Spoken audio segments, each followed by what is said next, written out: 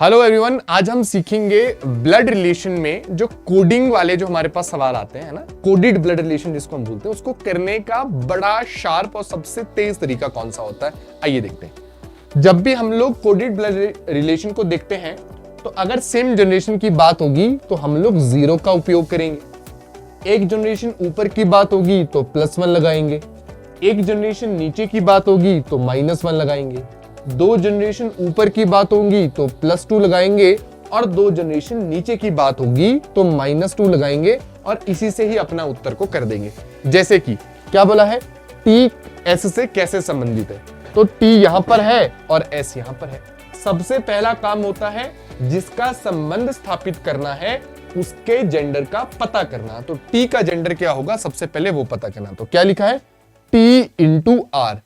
तो T × R, T is the sister of R। तो T sister है। Sister क्या होती है, फीमेल होती है।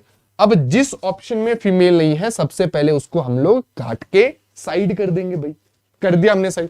अब देखिए इनटू का मतलब क्या है, इनटू का मतलब है सिस्टर है। सिस्टर सेम जनरेशन की होती है तो 0 लगाएंगे।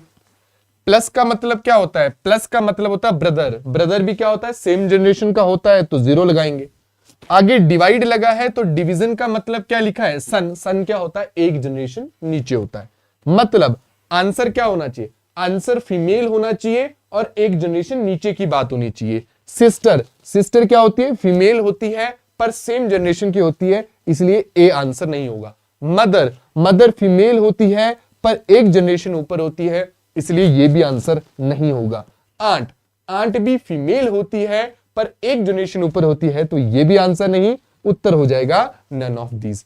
कमेंट सेक्शन में बताइएगा जो कोडेड ब्लड रिलेशन है उसका ये तरीका आपको कैसा लगा। Thank you so much.